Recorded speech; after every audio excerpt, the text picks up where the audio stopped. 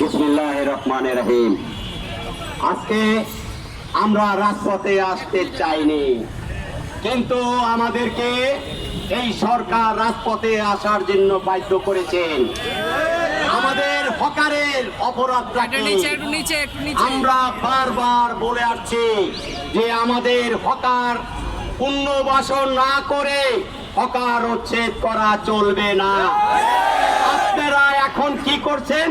আপনারা 8টা জায়গা আপনারা নির্ধারণ করেছেন না, আপনাদের ওইটা হুলেডে মার্কেট আমরা কখনো চাই না।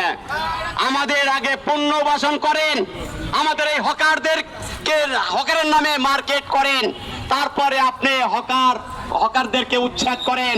তার আগে কোন হকারদের যদি উচ্ছেদ করতে যান, তাহলে যারাই উচ্ছেদ করতে আসবেন তারাই উচ্ছেদ হয়ে যাবেন।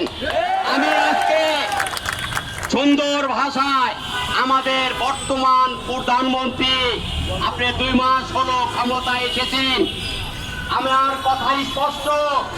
আওয়ামী লীগ সরকারের আমলে আমরা এই হকার ইউনিয়ন রাজপথ গরম রেখেছে। আপনার ওই ছাত্র দল, যুব দল, অনেক যারা আছেন তারা কিন্তু রাজপথে ছিল না, এই হকারই ছিল। আমরা এই মিছিল করেছি, আমরা রাজপথ গরম করেছি, আমরা মেয়র খাইলে তখন সিটি কর্পোরেশন দেওয়া বলেছিলাম। অতএব আপনার প্রতি আমার সঙ্গে বলছি, আপনাকে যারা বুদ্ধি দিতেছেন তাদের বুদ্ধি শুনবেন না।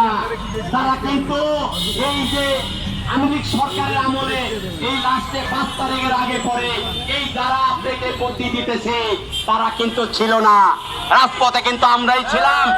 অতএব এই হকারদের উপরে জুলুম নির্যাতন করবেন না। আগে আপনি আমাদের হকারদেরকে পুনর্বাসন করেন, তারপরে উচ্ছেদ করেন। আজকে 3-4 দিন ধরে কি দেখতে পাচ্ছি, পল্টন থানার দারোগা, ওসি তারা মিলে আমাদের হকারদেরকে গ্রেফতার করে থানায় নিয়ে যায়, 5,000 10,000 টাকা করে খাইতেছে। কারণ কি?